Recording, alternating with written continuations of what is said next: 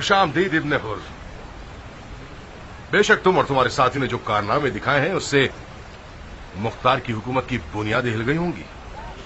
آج سے تم بنی زبیر کی حکومت کے خاص سرداروں اور مشیروں میں سے ہو. تمہاری شجاعت اور ہوشیاری ایک ایسی دو رخی تلوار ہے جو مختار اور اس کی غاصب حکومت پر کاری ضرب لگا سکتی ہے. ممنون ہوں جناب مصب. میرا نیا خواب یہ ہے کہ آپ کے ساتھ آپ کے لشکر میں شامل ہو کر ظالم کذاب ثقفی اور اس کی جابر حکومت کی بساط کو الٹ کر رکھ دوں. خدا نے چاہا تو الٹ دیں گے. یہ میرے چھوٹے بھائی جعفر ہیں. انہیں دیکھ کر خوشی ہوئی. تم نے دیر کر دی. ہم تو کل تمہارے منتظر تھے. مختار نے میری بیوی کو قید کر لیا تھا. مجھے مجبوراً کل رات محل کے زندان پر شبخون مار کے اسے آزاد کروانا پڑا. کیا واقعی تم کامیاب ہو گئے؟ جی ہاں. اس وقت میری بیوی ایک پرامن جگہ پہ ہے. مختار کو یہ سب پتا چلا کہ نہیں؟ یقیناً اس بات کی خبر اب تک اسے مل گئی ہوگی. مرحبا مرحبا. پھر تو یقیناً مختار اور اس کی حکومت اس وقت کسی مرنے والے کی طرح جان کنی کی حالت میں ہوگی. ابراہیم ابن مالک اشتر نخعی کی طرف سے فخر شیعہ امیر مختار کو درود و سلام ہو آپ پر. اما بعد، آپ کا خط ملا اور ہم اس کے مضمون سے مطلع ہوئے اور تعجب بھی ہوا. بظاہر موصل اور شام کی خبریں آپ کو غلط موصول ہوئی ہیں. عبد الملک ابن مروان ایک بڑی فوج کے ساتھ موصل کی جانب آ رہا ہے. شامیوں نے پچھلی شکست کو بدر ثانی کا نام دیا ہے اور اس کے انتقام کے لیے کھڑے ہو گئے ہیں اور اپنی سوچ کے مطابق ایک دوسری احد رقم کرنا چاہتے ہیں. موصل، تکریت اور دیگر شہروں کے لوگ ہماری مدد کرنے کے جرم میں قتل عام اور مال و ناموس کے لٹنے کی زد پر ہیں اور شدید وحشت زدہ ہو گئے ہیں. اس وقت موصل کو چھوڑنا وہی غلطی ہوگی جو لشکر خدا نے جنگ احد میں کی تھی. آپ بہتر جانتے ہیں کہ موصل کو کھو دینا قیام کی کمر توڑ دینے والا قدم ہوگا. بہرحال آپ کا حکم سر آنکھوں پر. امیر کی مدبرانہ رائے کے منتظر ہیں. والسلام.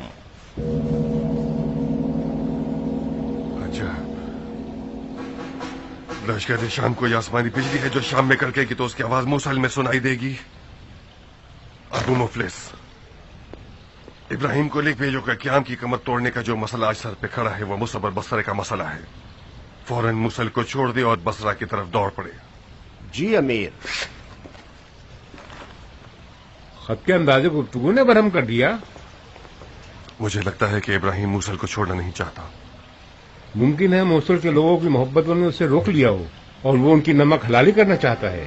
اس کے دلائل سست، رائے شبہ سے بھرپور اور اس کی نافرمانی بھی دلیرانہ ہے. مجھے نہیں لگتا کہ وہ موصل سے واپس آئے گا. دل میلا مت کیجیے. ابراہیم اس سے کہیں زیادہ عقل مند ہے کہ پیٹ دکھانا چاہے یا خدا نہ خواستہ خیانت کا ارادہ رکھتا ہو. اقتدار کے لباس میں دھوکہ اور فریب بہت ہوتا ہے. میں نے ایک چیز سیکھی ہے کہ حکومتی معاملات میں خیانت سے بے خوف ہو کر کسی پر بھروسہ نہ کرو.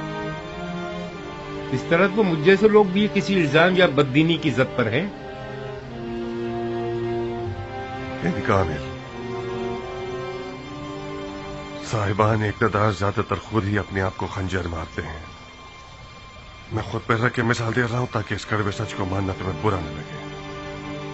اگر کبھی تم نے یہ سنا کہ امیر مختار نے مختار کے ساتھ خیانت کی ہے تو تعجب نہ کرنا. مجھے یقین نہیں آتا ابو اسحاق. امیر کا ظرف شیشے کا نہیں ہے جو ٹوٹ جائے. پتھر سے زیادہ سخت اور ہیرے سے زیادہ تیز دھار رکھتا ہے. میں نے ہمیشہ امیر کی نگاہوں میں نفس امارہ کو ذلیل پایا ہے.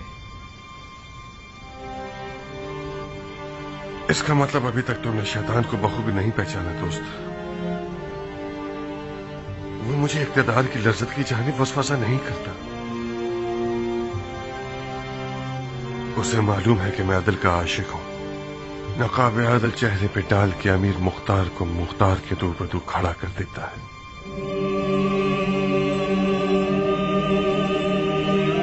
इतने ज़ियाद के कटे हुए सर की बजाय मुझे अमीर मुख्तार का सर दिखाता है। तुम कहाँ हो अबू इसहाक? हकीकत की बात कर रहे हो या ख्वाब ख्याल की?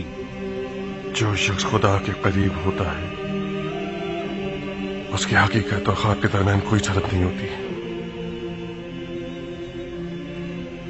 जब हम डरावने ख्वाब देखने लग जाते हैं तो हम शैतान के करीब होते हैं।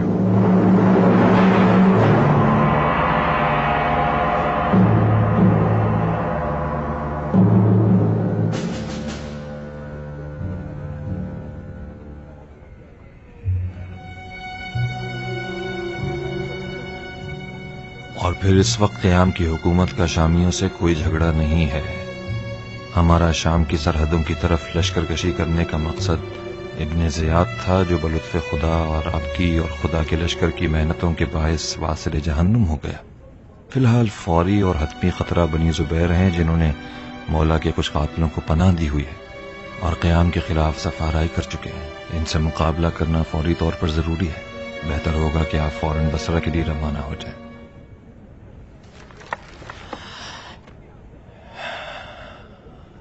खाम ख्याली है। इब्न लुकैत, जी अमीर। हमारे खतूत के मजमून मुख्तार को बदले हुए क्यों पहुंचते हैं? आपने जो हुक्म दिया था मैंने वो सब बगैर कमी पेशी के लिखकर ऊफे की जानिब भेजा था। ये लो, खुद ही पढ़ लो। मुख्तार का खत है। शाम की हारी हुई फौज, काफी सारा वक्त। मैंने कब शामियों के मुमकिन हमले के हवाले से कोई बात की? कुछ देर न होगी कि अब्दुल मलिक मरवान इब्न मरजाना के इंतकाम के लिए एक बड़ी फौज तैयार कर लेगा।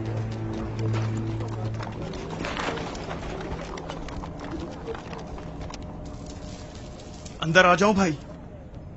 आओ बैठो।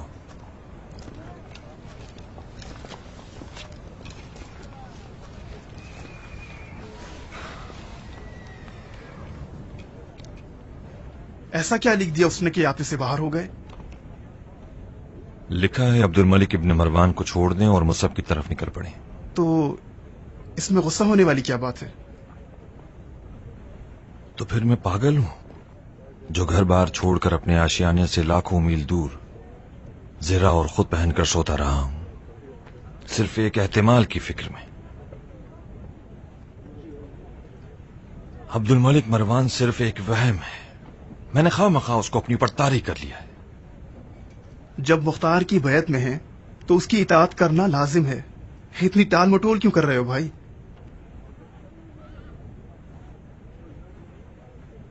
तुम मेरी जगह होते तो क्या करते? मुख्तार को राजी करके मूसल में रुक जाता ताकि मरवानियों की ईंट से ईंट बजा सकूं।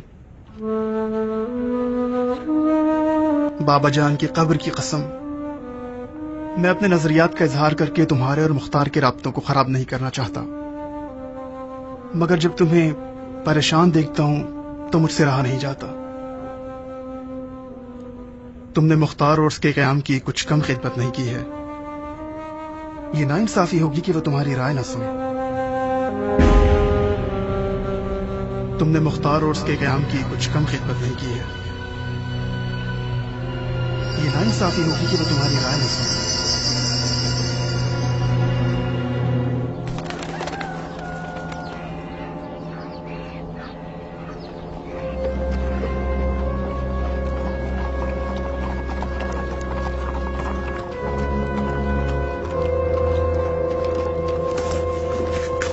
वालेकुम अस्सलाम। दुरूद हो अली के सीना चाक आशिकों के अमीर पर। तुम पर भी खुदाबंद का दुरूद हो। बड़े जोश में हो क्या? क्या खबरें लाए हो? अच्छी खबरें हैं। तकरीबन दुश्मन के लश्कर की पूरी हैसियत और तादाद का हिसाब लगा गया है। मैं आपको दुश्मन की फौज की बिल्कुल सही तादाद को गिनती से और उनके खाने की अशिया को राई के दाने के हिसाब से और उनके घोड़ों और गधों की और ऊंटों की तादाद को اور ان کی تلواروں، ڈھالوں اور زروں کی ایک ایک کر کے تعداد بتا سکتا ہوں۔ ان کی مجموعی کیفیت بتاؤ۔ کوفے کے فراریوں میں سے 2 لشکر ابن حر اور ابن اشس کی سرکردگی میں، 3 لشکر حجاز سے مصعب اور اس کے بھائی جعفر کی سرکردگی میں، اور مصعب کی فوج کا سب سے خطرناک حصہ 2 لشکر ہیں جو آواز سے آئے ہیں اور محلب کی سرکردگی میں ہیں، جو کہ ایک سیاستدان شخص ہے اور جنگی معاملات میں ماہر ترین شخص ہے۔ محلب، نام تو کافی مشہور ہے اس کا۔ اور نہایت ہیلا گر بھی۔ دراصل محلب میدان کے پیچھے کا شخص ہے، درمیانی حصے کا نہیں۔ وہ سامنے والے رقیب کو کمزور اور ناتواں کرنے میں عجیب سی مہارت رکھتا ہے۔ بن کامل، فی الفور تمام جنگی سرداروں کو بلاؤ۔ جی امیر۔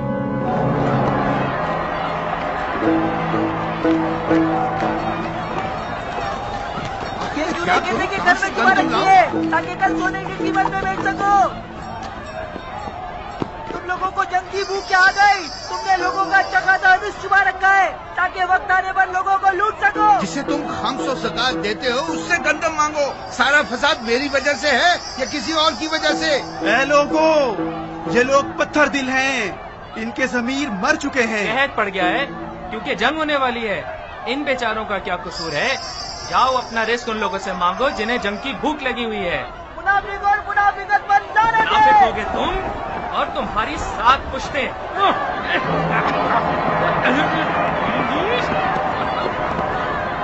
لگتا ہے ان لوگوں کو ہم سے زیادہ جنگ کی خبریں ملی ہوئی ہیں۔ یہ کوفیوں کی خاصیت ہے صاحب، گڑبڑ کی بھنک بھی پڑ جائے تو بازاروں کو خالی کر دیتے۔ یہ محلب کی چال ہے احمد، اس نے اندر سے حملہ شروع کیا ہے۔ افسوسناک خبر یہ ہے کہ محلب نے جنگ کا پہلا تیر کوفے کی جانب مار دیا ہے۔ بد نصیبی سے وہ کوفے کے لوگوں کے دلوں پہ جا لگا ہے۔ جنگ اور قحط سالے کے ڈر سے کوفے والے گویا ٹڈیوں کی طرح بازاروں پر ٹوٹ پڑے ہیں۔ کچھ بعید نہیں کہ کل کو پیاز، شلجم، چقندر اور کدو بھی ناپید ہو جائیں گے اور ان کی قیمت بھی 10 گنا بڑھ جائے گی۔ اور لالچی دکانداروں نے بھی جتنی بھی ان کے پاس بے حد و بے حساب چیزیں ہیں انہیں نایاب ظاہر کرتے ہیں۔ اگر ان کا دشمن سے رابطہ ہو جیسا کہ بعض کا ہے بھی تو قیامت ہوگی۔ لوگوں کی دال روٹی کو اپنے باپ کے خون بہا کی قیمت پر بیچ رہے ہیں۔ میرے خیال سے مصعب کے لشکر کے خلاف کوئی بھی قدم اٹھانے سے پہلے ہمیں کوفے کی آشفتگی کو سنبھالنا ہوگا۔ مطلب کیا کرے؟ ان لالچی تاجروں اور دکانداروں کا آخر کیا کیا جائے؟ اگر چند افراد کو سزا دے دیں تو باقی فوراً سیدھے ہو جائیں گے۔ جنگ کے باعث پڑ جانے والی قحط سالی کا خوف دشمن کی چال ہے تاکہ ہمیں کوفے کے اندر ہی مصروف کر دے۔ اگر ہم ان لالچی تاجروں اور دکانداروں سے نمٹنے میں ہی مصروف ہو جائیں تو دشمن موقع سے فائدہ اٹھا کر کوفے کے دروازے تک آ جائے گا اور جنگ کو شہر کے اندر تک لے آئے گا۔ میں یہ نہیں کہہ رہا کہ ہم دشمن کو اتنی مہلت دے دیں کہ وہ شہر کے دروازے تک آ جائے۔ لوگوں کا قحط سالی سے ڈر اور کھانے پینے کی قلت سے نمٹنا مقدمہ جنگ ہی ہے۔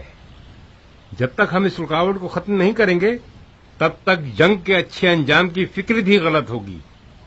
ایسے برہم حالات میں کوئی بعید نہیں کہ ہم فوج کے کھانے پینے کے انتظام سے بھی قاصر رہ جائیں۔ کوئی شک نہیں کہ اس مسئلے کا حل ضروری ہے۔ یہ سپاہیوں اور ناظم شہر کی ذمہ داری ہے کہ اس فتنے کو ختم کر ڈالیں۔ سپاہیوں کا محکمہ اکیلے یہ کام نہیں کر سکتا، خفیہ سپاہیوں کو بھی شامل ہونا پڑے گا۔ ناظم شہر حق بجانب ہے اسماعیل۔ جو کچھ میں نے آج خود کوفیوں کے اندر دیکھا ہے، کچھ بعید نہیں کہ کل یہ لوگ ایک دوسرے کے گوشت کو نوچ لیں۔ یہ سازش بہت گہری اور سوچی سمجھی ہوئی ہے۔ مجھے تو لگتا ہے کہ دشمن ہم سے روبرو ہونے سے خوف زدہ ہیں، لہذا وہ کوفے کے اندرونی آشوب اور طوفان پر امید لگائے بیٹھا ہے۔ ابن حر کی پچھلی ہنگامہ آرائی نے بھی یہ واضح کر دیا ہے کہ مصعب اور اس کا مکار مشیر محلب ہمیں کوفے کے اندر ہی مفلوج بنا دینا چاہتا ہے۔ یہ احتمالی بات نہیں ہے صاحب، یقیناً ایسا ہی ہے۔ زبیر کے بیٹے میدان جنگ میں خدا کی فوجوں کا سامنا کرنے سے ڈرتے ہیں۔ یہ تو طے ہے کہ انہیں ہمارے جنگی انداز کی خبر ہے اور یہ معلوم ہے کہ ہمارے لڑنے کی قوت 10 پر 1 کی ہے۔ ہمارا شامیوں کے اتنے بڑے ڈھیروں ڈھیر لشکر پر اور جدلی کا بغیر اسلحے کے مکے میں غلبہ پا جانا اس بات کی تائید کرتا ہے کہ آل زبیر ہم سے لڑنے سے خوف کھاتے ہیں۔ لہذا وہ لوگ ہیلوں اور مکاریوں کا دامن تھام رہے ہیں.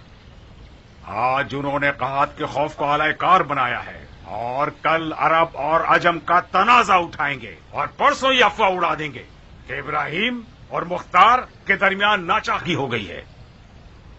جب تک ان لوگوں کی جڑیں نہ کاٹ دی جائیں ان کا خطرہ ٹل نہیں سکتا.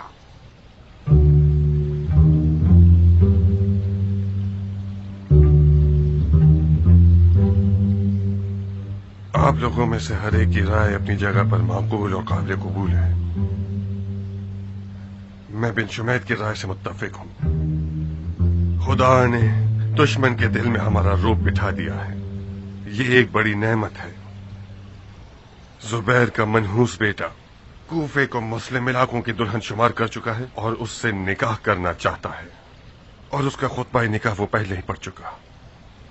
خدا نے چاہا تو اس کی شادی کو عزا میں بدل کے رکھ دیں گے. بن شمید، بن کامل اور کیان، تم لوگوں کا کام یہ ہے کہ فوج کو نخیلا کی طرف نکلنے کی خبر سنا دو اور اپنے آپ کو بھی سفر کے لیے تیار کر لو. بن شمید فوج کا سپہ سالار ہے. اس کا حکم ماننا سب کے لیے لازم ہے. اور میں صاحب اسماعیل اور عبد الرحمان کے ساتھ مل کر کوفے کی حالت کو درست کرنے کی کوشش کرتا ہوں.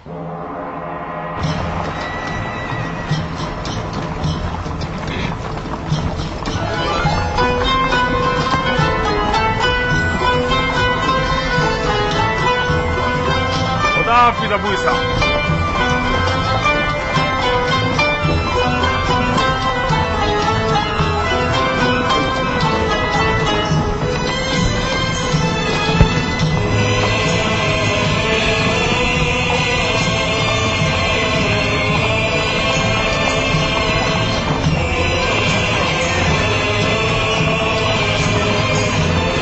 حافظ ابو اسحاق.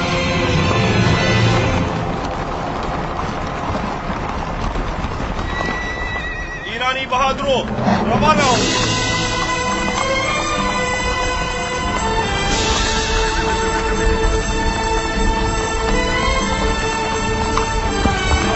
خدا حافظ.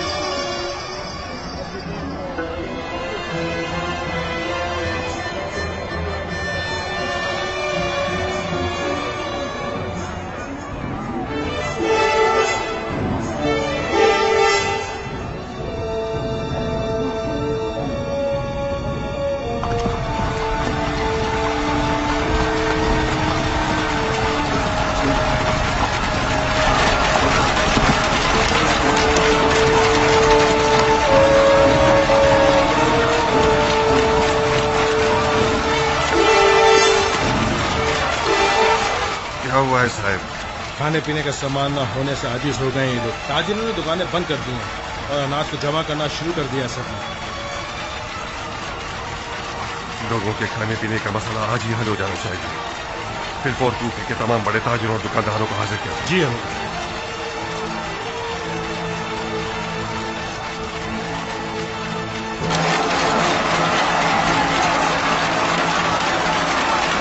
یہ تمام افراد کوفے کے سب سے بڑے اور نامور تاجر حضرات ہیں اور عوام کے کھانے پینے کے سامان کی نبض ان کے ہاتھ میں ہے.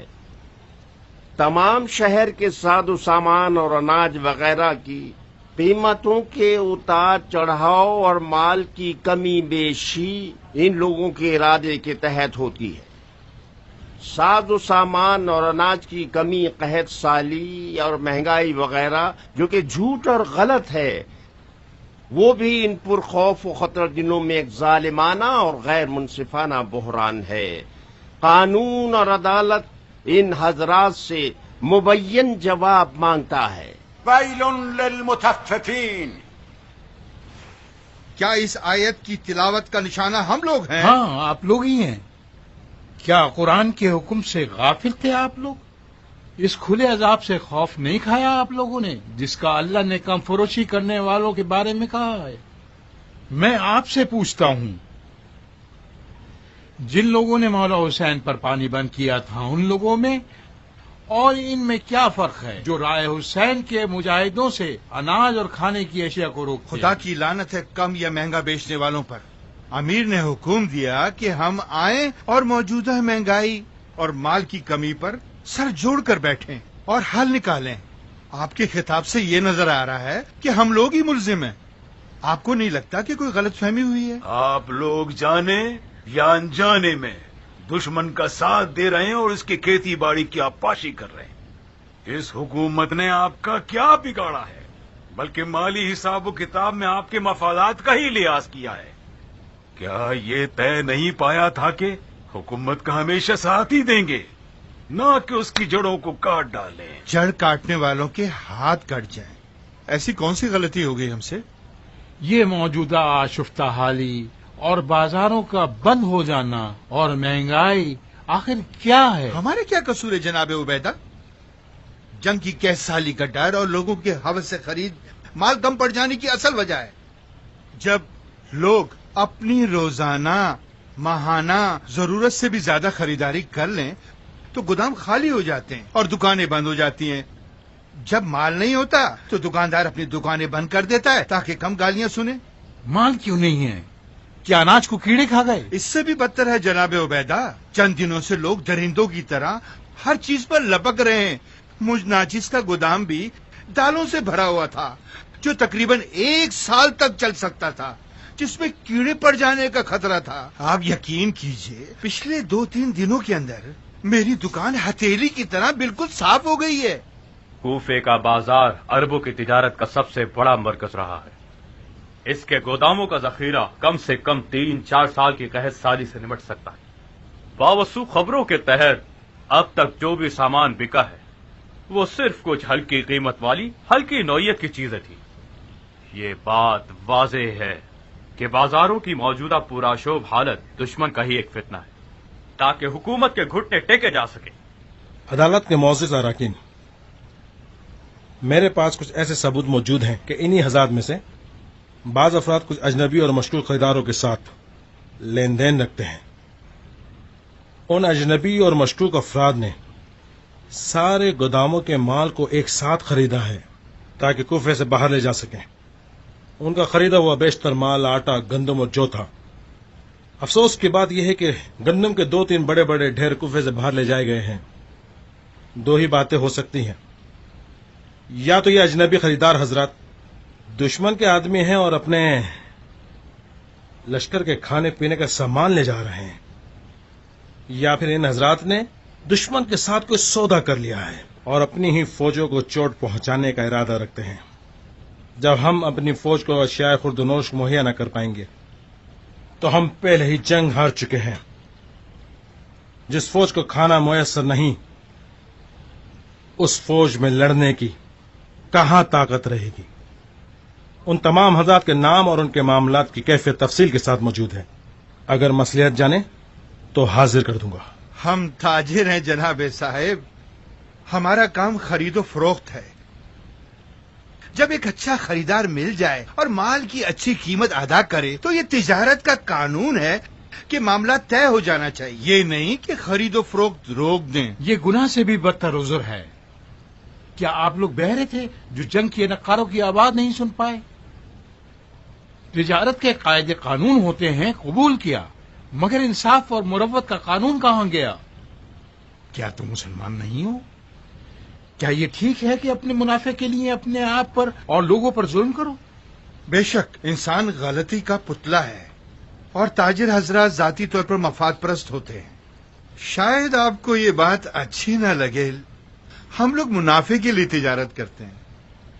ہو سکتا ہے نہ چاہتے ہوئے اور غلطی سے دشمن کے جھانسے میں آ گئے ہوں اور اس کے حق میں کوئی معاملہ کر بیٹھے ہوں، مگر یہ کہنا ہرگز درست نہیں کہ ہم دشمن سے ہاتھ ملائے ہوئے ہیں۔ یقین کریں سب کچھ سچ کہا ہے۔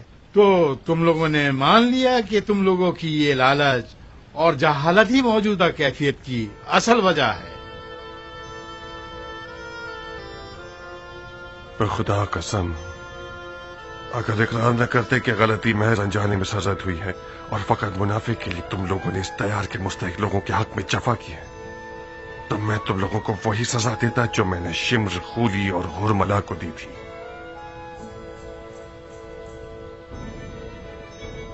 صاحب، ان حضرات کے گوداموں کا تمام تر موجودہ مال لکھ کر ضبط کر لیا جائے. آج سے لوگوں کی ضروریات کو گوداموں میں جمع کرنا جرم ہے اور اب ایک بوری بھی کوفے سے باہر نہیں جائے گی. کچھ موجودہ مال بازاروں کی طرف بھیج دو تاکہ قیمتیں بدل جائیں. عبد الرحمن، تم بھی اسماعیل کے ساتھ کوفے کے ہر گھر کی اصل ضرورت کو معین کر کے انہیں حوالہ دو گے تاکہ اس کے مطابق خریداری کریں. اور ہاں، ضرورت سے زیادہ خریدنا بھی جرم شمار کیا جائے گا اور مجرموں کو شدید ترین سزا سنائی جائے گی.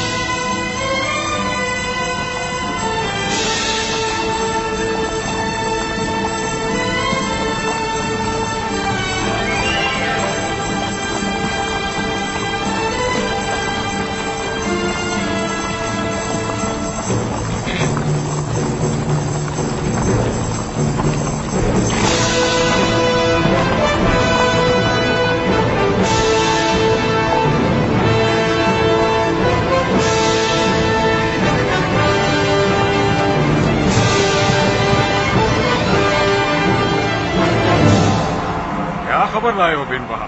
جشن اکبر سے نکل کر ہرورا میں پڑاؤ ڈالا ہے انہوں نے. میں نے بھی وہی تعداد دیکھی جو ابو عمران نے کافی پہلے دیکھ لی تھی. ان کی سپاہ کی تعداد کا کوئی خوف نہیں ہے بن وہب. ہمیں ان کی چال بازیوں سے محتاط رہنا ہوگا. یہاں سے ہرورا تک کتنا فاصلہ ہے؟ کم سے کم 2 منزلیں.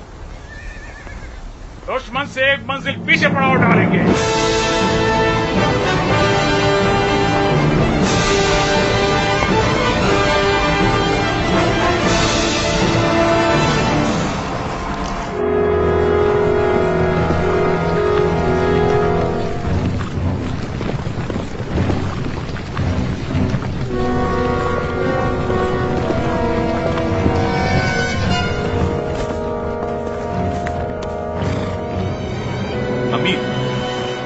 مختار کی فوج ہرورا میں پڑاؤ ڈال کر اپنی اردوگاہ کو ترتیب دینے میں مصروف ہے.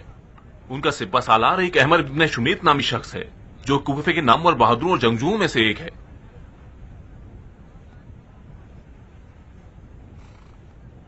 احمد تمام تر عربوں کی شمالی جنگوں میں شامیوں کے خلاف اشتر کے بیٹے کے ساتھ تھا اور تدبیر اور لشکر کی آرائش اور میدانداری میں ہر طرح سے حریف اور ماہر ہے. بن شمیت، یہ نام سنا ہوا ہے. تمہارے خیال سے ان کے لشکر کی تعداد اندازن کتنی ہوگی؟ جو تعداد میں نے دیکھی ہے کم و بیش 20,000 افراد ہیں۔ 20,000؟ کیا میں نے ٹھیک سنا ہے؟ جی امیر، اس سے زیادہ نہ ہو تو اس سے کم بھی نہیں ہوگی۔ اس کا مطلب ہمارے جاسوسوں اور مخبروں نے اب تک ہم سے جھوٹ بولا ہے۔ نظریں زمین پہ کیوں گاڑ لی؟ کیا کوئی غلط بات کی ہے میں نے؟ چلو جناب بن حجاج، جناب بن اشس، تم لوگ جو مختار کے خوف سے کوفے کو چھوڑ آئے اور یہ دعویٰ کرتے ہو کوفے اور کوفیوں کو اپنی ہتھیلی کی طرح جانتے ہو، کیسے اس قدر غلط فیصلہ کر گئے اپنے اندازوں میں؟ تم لوگوں کا تو یہ کہنا تھا کہ مختار اگر بہت زیادہ بھی زور لگائے تو صرف 10,000 بہادروں کو کرائے پہ لے کر ہماری جانب روانہ کر سکتا ہے۔ یا تو تم لوگ کوفیوں کو اچھی طرح سے نہیں پہچانتے یا تمہارے جاسوسوں نے خیانت کی ہے۔ اگر اس کے علاوہ کچھ ہے تو بتائیے تاکہ ہم بھی باخبر ہو جائیں۔ یہ مختار قذاب کوئی جادوگر لگتا ہے۔ مجھے پکی خبریں ملی ہیں کہ کوفیوں کی اکثریت مختار کے خلاف ہیں۔ اس کا مطلب تو یہ ہوا وہ 10,000 جنگجو کوفے کی ماؤں کی اولاد نہیں ہے۔ مختار نے کوئی ورد پڑا اور 10,000 جنات کا لشکر حاصل ہو گیا اور انہیں بن شمیت کے ساتھ ہم سے لڑنے کے لیے بھیج دیا، صحیح ہے نا؟ کیا کہہ سکتا ہوں امیر، مختار عوام کو دھوکہ دینے میں عجیب سی مہارت رکھتا ہے۔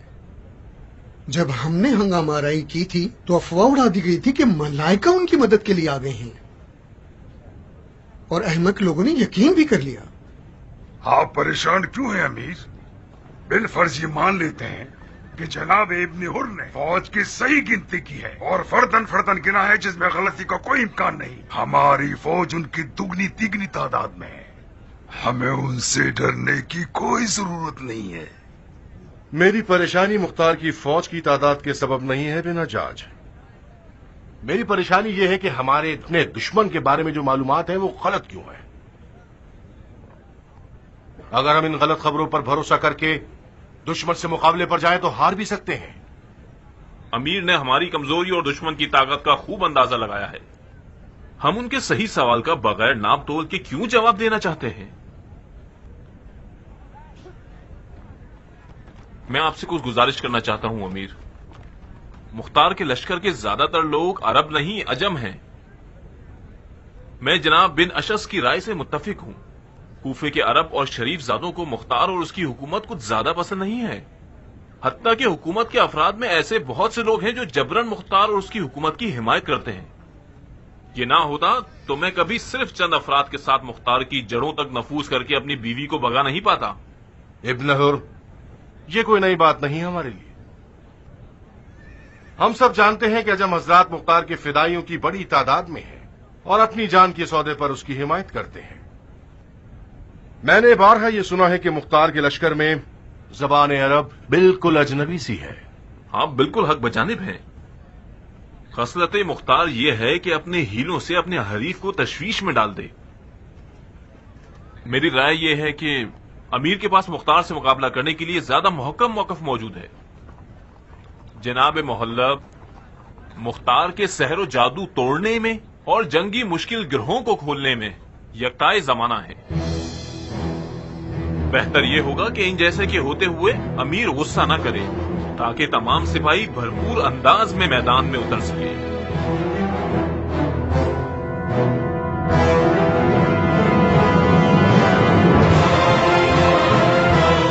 جب مختار کے لشکر کی اکثریت عجم ہے تو بن شمیت اگر سمجھدار سپہ سالار ہوگا تو اسے اپنے فوج کے سلیقے اور مہارت کے مطابق جنگ کرنی ہوگی۔ خوب، تو غور فرمائیے امیر، مختار کی فوج ہماری فوج کی ایک تہائی ہے۔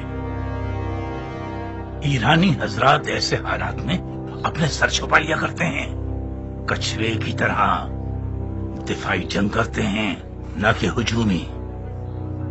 تو وہ لوگ اپنی پوری اردوگاہ کے چاروں طرف یقیناً خندق کھودیں گے اور خندق کی کھدائی ان کی آدھی توانائی کو ختم کر دے گی۔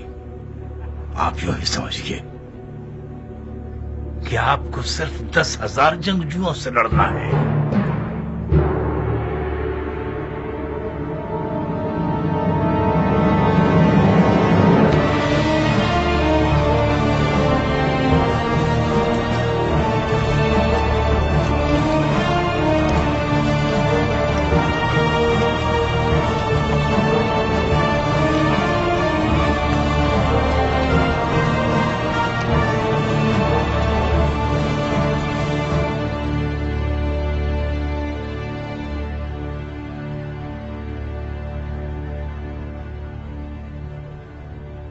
हम हाजिर हैं।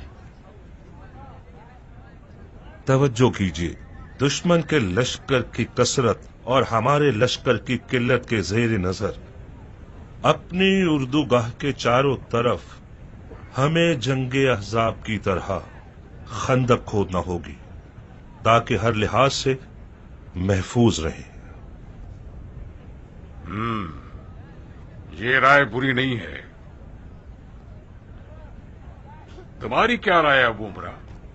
चाहे जो भी हो, खंदक की खुदाई एक जंगी हरबा है जो ईरानियों से मखसूस है। मेरे ख्याल से जनाब बिन वहाब मजाक कर रहे हैं। मैं जाती तौर पर मज़ाहिया मिजाज रखता हूँ, मगर खंदक खोदने के सिलसिले में मजाक नहीं किया मैंने, क्योंकि मुझे यकीन है कि हम खंदक खोद के दुश्मन को नाकाम बना देंगे। खंदक की खुदाई, वो भी इस पथरीले बयाबान में?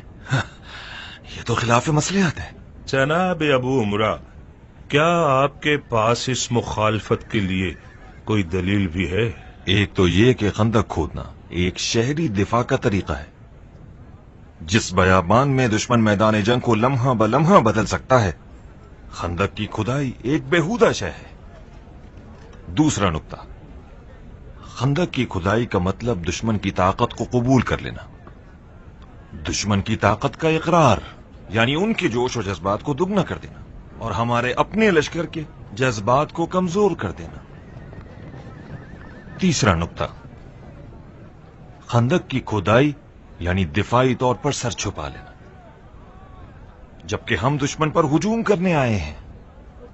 चौथा नुक्ता, खंदक की खुदाई फौज की तवानाई को जाया कर देगा, लश्कर थक जाएगा, थकी हुई फौज की जंगी तवानाई कम हो जाती है। पांचवा नुक्ता, काफी है अबू उमरा, मैंने और मेरी 7 पुश्तों ने हार मान ली।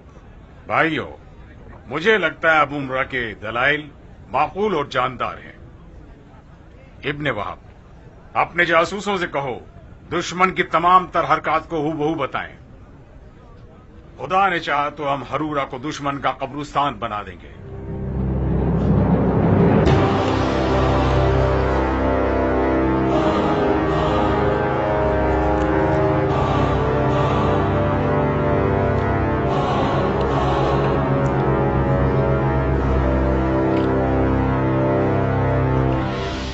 क्या तुम हमेशा इसी तरह खाना खाते हो? कैसे खा रहा हूं? इश्तिहा के साथ और हिर्स के साथ।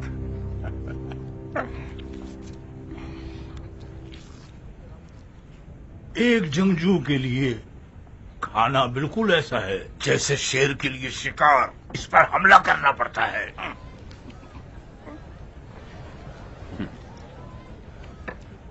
ताबीर अच्छी है तुम्हारी, तो फिर हम जो इत्मीनान से खाना खाते हैं जंगजू नहीं कहलाएंगे? हर काम के लिए अलग फलसफा होता है। जंग के वक्त पर शुजाअत, नमाज के वक्त पर इताअत, कज़ावत के वक्त पर इंसाफ, अमीरी के वक्त दरायत, खाने के वक्त शखावत और सोने के वक्त रहने दो। तो फिर हमें भी सिखा दो कंजूस। देख के खुद सीख लो बंदे खुदा। किसी ने तुम्हारे हाथ पांव तो नहीं बांधे? आंखें देखने वाली, कान सुनने वाले, जबान बोलने वाली, उम्र भी कमाल की है और अक्ल बेहिसाब है माशाल्लाह। ज़ाहिर नसीब तुम्हारे। काश तुम्हारे ये फलसफे हमारे लिए भी काबिल कबूल होते। क्यों ना हो जाने दिल, बताइए। सबसे बड़ी बुराई मुख्तार है मुअल्लब। मुख्तार से मुकाबला करने की फिक्र ने हमारा खाना पीना और नींद हराम कर दी है। अब तो नमाज में भी ज्यादा शक करने लगा हूं। तो इसीलिए जमात पढ़ाना छोड़ के फरादा नमाजें पढ़ते हो? क्या करूं, जो इमाम जमात शक्की हो उसकी नमाजियों की नजर में कोई इज्जत नहीं होती।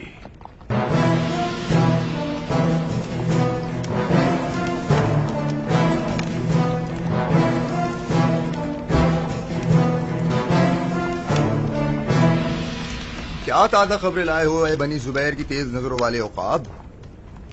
अमनो अमान है शहजादे। मुख्तार के बेलचों और कुल्हाड़ियों की क्या खैर खबर? बेलचों और कुल्हाड़ियों की जरूरत नहीं है। सब लोग अपनी तलवारों को सैकल कर रहे हैं। सच कह रहे हो?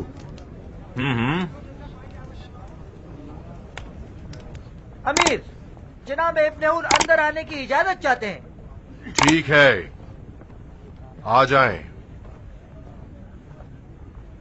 तुमने हसद किया था तो मेरा खाना हराम हो गया। ये लीजिए, वो अजूबा आ गया।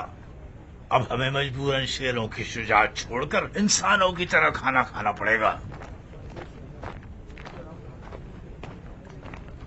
मुझे इजाजत है अमीर? आ जाओ इब्ने हुर, आओ बैठ जाओ। इजाजत के लिए मशहूर हूं। अच्छे मौके पर आए हो। बिस्मिल्लाह, ज़ोहराना तनावुल करो। आप नोश फरमाइए। मैं ममनून हूं, माफी चाहता हूं, गलत वक्त पर मुजाहिम हुआ हूं। खबर ही ऐसी है कि मुझे लगा जो वक्त ज़ाया होने से पहले आपको पता चल जानी चाहिए। लश्कर बिन शुमैत ने जनाब मुहल्लब की पेशगोई के मुताबिक बिल्कुल नहीं किया। मतलब क्या नहीं किया? अपनी उर्दूगाह के गिर्द खंदक न खोदी है न इरादा है।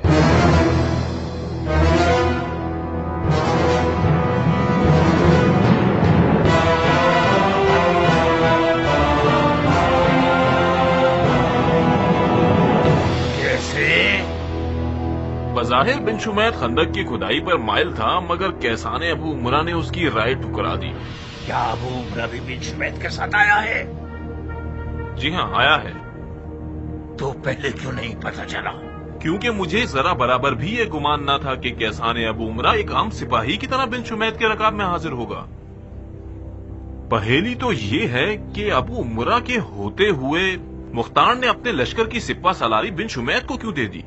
तुम क्या कहते हो इस बारे में? मुझे लगता है कि अबू उमरा मुख्तार के गजब का निशाना बना हुआ है।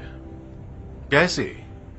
जहां तक मैंने सुना है, जब अबू उमरा को हुरमुला ने ऐसा दाग दिया, उसे खाना नशीन बना दिया। कुछ अरसे तक हर शख्स और हर चीज पर शक करने लगा था, हत्ता कि मुख्तार और उसके कयाम पर भी। ये शक मुख्तार पर बहुत गिरा गुजरा। अब वो कैसे कमर सीधी करके हरूरा की तरफ आ गया और मुख्तार ने इसे रजामंदी भी दे दी, ये तो खुदा ही जानता है। हाथी को प्याले के नीचे छुपाना चाहते हैं? बहुत खूब, इससे ज्यादा अच्छा हरगिज़ ना होता। क्या कोई मंसूबा है तुम्हारा? मंसूबा फकत ये है कि जनाब इब्ने हुर इनमें फूट पड़वाएंगे।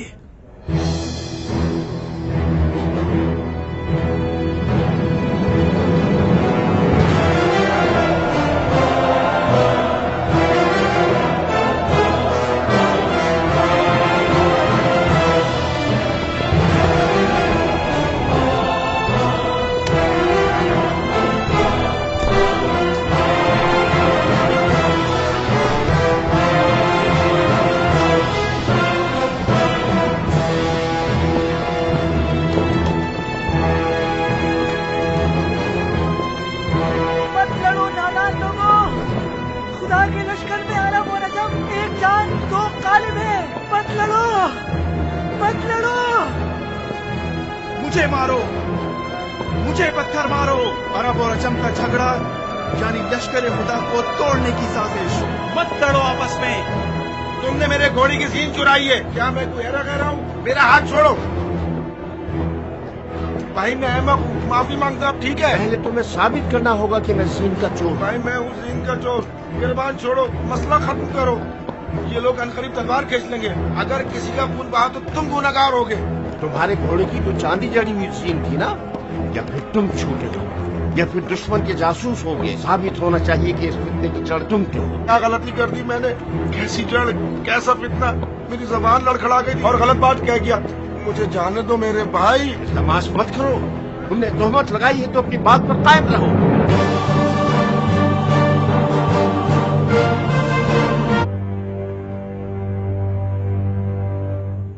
مرحبا عرب. عجم پر درود. کیا امانتداری دکھائی ہے؟ کیا یہی تھا اپنے عادل امیر کی اطاعت کا طریقہ جس سے آپ نے اپنے مظلوم امام کے خون کے قصاص کے لیے بیعت کی تھی؟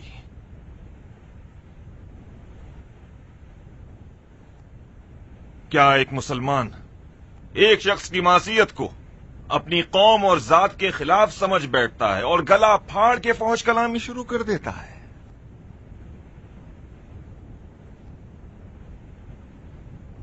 تم لوگوں کو کیا ہو گیا تھا جو اپنے غصے کو لگام نہ دی؟ کیا تم نے سنا؟ ان لوگوں نے عجم کی توہین کی ہے. کیوں نہیں, میں نے بھی سنا. جو عجم چور ہوگا اسے چلے جانا چاہیے, اور جھوٹا عرب دیوار پہ دے مارنے کے ہی کام آ سکتا ہے. کیا یہ سب توہین ہے؟ یہ تہمت ہے کیان, ایک غلط تہمت. ہاں, تہمت ہے. تو کیا جھوٹی تہمت پر فوراً تلوار اٹھا لینی چاہیے یا اسے عدالت میں لے جانا چاہیے؟ تو کیا تم لوگ قاضی القضاء تھے جو ایک غیر ثابت شدہ تہمت پر خود ہی حکم لگا بیٹھے اور سزا بھی دے دی؟ یہ شیطان کا کام ہے بومرا. ایک چشمے زدن میں شیطان نے اس قوم کے ایمان کو اپنی جھاڑو سے سمیٹ لیا اور لے گیا. ان کی عربی غیرت کی رگیں پھول گئی کہ عنقریب ان کا دم گھٹنے والا تھا. میں ان لوگوں کی بد کلامی کی خاطر شرمندہ ہوں. تمہارا دشمن شرمندہ ہو سردار. جو شخص عربوں کی ایک جاہلانہ خصلت کے خلاف کھڑا ہے وہ تو سر بلند ہے نہ کہ شرمسار. مجھے تو تعجب ہے کہ متعصب عرب اور عجم خدا کے لشکر میں کیا کر رہے ہیں. قوم پرست انسان شیطان کا سپاہی ہے. میری مدد کرو بہادر کیان, مجھے اتنی شدت سے دبوچ رہا ہے کہ میری ہڈیاں توڑ دے گا. چھوڑ دو اسے کامل. یہ بھاگ جائے گا گیان. اب بھاگنے کا وقت نہیں بچا اس کے پاس, چھوڑ دو.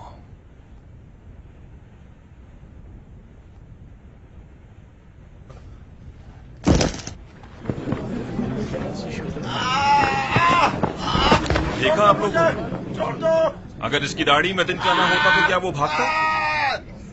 مجھے یقین ہے کہ وہ دشمن کا جاسوس ہے. نہیں, یہ تو ان لوگوں کو سمجھانا پڑے گا جو چھوٹی سی بات پر غیرت مند بن جاتے ہیں. جانے دو, چھوڑ دو مجھے, چھوڑ دو مجھے, مجھے جانے دو, چھوڑ دو مجھے.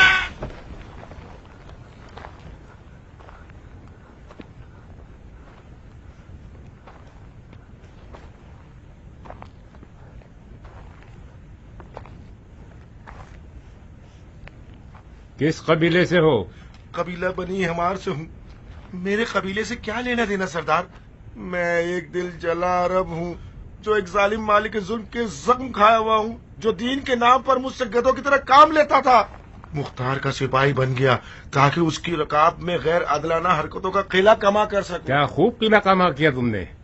مجھے پتا ہے میں نے غلطی کی ہے, میں غصہ ہو گیا, اور غصے والا آدمی گدھا ہوتا ہے. جب ایک عرب کے پاس گھوڑا ہے اور اس کے گھوڑے کی بھی ایک زین ہے جس زین پر لالچ کی جا سکتی ہے اسے چرانے کے لیے, اس کا مطلب وہ کوئی ماہر جنگجو ہے. تو وہ کسی گروہ, کسی دستے, کسی سے تعلق تو ہوگا. تم کس دستے کے رکن ہو؟ دستہ؟ کیسا دستہ؟ میں بے نام و نشان خدمت کرنا چاہتا ہوں تاکہ ریاکاری نہ ہو جائے. تم واقعی قبیلہ بنی ہمار سے ہوگے, ورنہ تم کم سے کم ہمیں بھی اپنی طرح گدھا نہ سمجھتے. ہماری لشکر کا ایسی کوئی لاوارث نہیں کہ ہر ایرا گیرا منہ اٹھائے اور چلائے اور جو جی چاہے کر جائے. ہماری اردو گاہ میں بے نام و نشان لوگ नामवर तरीन सिपाहियों में से हैं।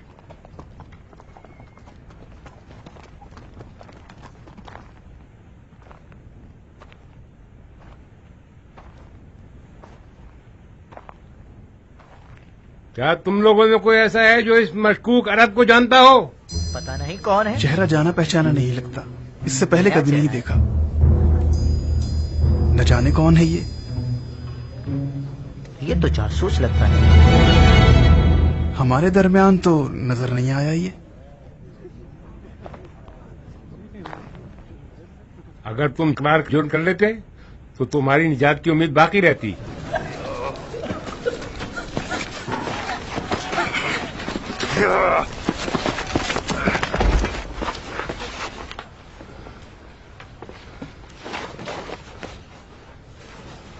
क्या बात है? गूंगा हो गया है क्या? अब बोलते क्यों नहीं? ये क्या काम था तुम्हारा? बोलो। बताता हूँ, बस मुझे डराइए मत। अब मारिए नहीं, मुझे डराए तो मैं हकलाने लग जाऊंगा। अमीर अमीर अमीर। ठीक है, इसे कोई भी कुछ न कहेगा। तुम्हारा क्या इरादा था और क्यों? मैं झालत की सरदार, चंद बेहैसियत सिक्कों की लालच में बिक गया था। मैं उस मनुजिब ने मुझे दरबदर कर दिया। ये तय पाया था कि उसके सिपाहियों के साथ आपके सिपाही को लिबास पहन ले और आपके उर्दूगाह में दाखिल हो जाए और अरब अजम को एक दूसरे का दुश्मन बना दे। अच्छा, और कहाँ तक कामयाब हुए? अजम पर चोरी का इल्जाम लगाया, उनके लहू ने जोश मारा, एक बड़ा झगड़ा शुरू हो गया और अरब हमारे साथ मिल गया और हमने ये नारा लगाना शुरू कर दिया, अजम तो झूठा है, दफा हो जा। अजम तो चोर है, दफा हो जा। अन करीब अरब और अजम एक दूसरे को काट देने वाले थे कि जनाबे किसान अबू उमरा वहां पहुंच गए और अजमों के गुस्से की आग को ठंडा कर दिया। तुम्हारे बाकी साथियों का क्या हुआ? मेरे बाकी साथी तो भाग निकले। आखिर तुम कैसे भाग न सके? भला लंगड़ा शख्स भी कभी भाग पाया सरदार? अगर मेरे पास भागने को पाँव सही और अकले सलीम होते तो मैं अपने हुर्र के जाल में कभी ना फंसता। लगता है कि जुबैर के बेटे ने अपनी फौज के सिपाहियों से उम्मीद कता कर ली है। शायद इसीलिए वो इन औरतों वाली चालों पर तकिया कर रहा है। उसे ये साबित कर दूंगा कि इस मैदान में भी उसकी चाल नाकाम हो गई है। इसकी आंख, कान और नाक नोच लो और दुश्मन की उर्दूगाह की तरफ रवाना कर दो। रहम कीजिए सरदार, रहम कीजिए। आप खुदा से ज्यादा नजदीक तर हैं सरदार, रहम कीजिए। मेरे पीछे बाल बच्चे भी मौजूद हैं सरदार। मैंने रहम खाया है तुम्हारी जान बख्श दी बालून। बिन कामिल हुक्म की फौरन तामील की जाए। सरदार मेरे बाल बच्चे क्या करेंगे? सरदार मुझे माफ कर दो, मुझे माफ कर दो।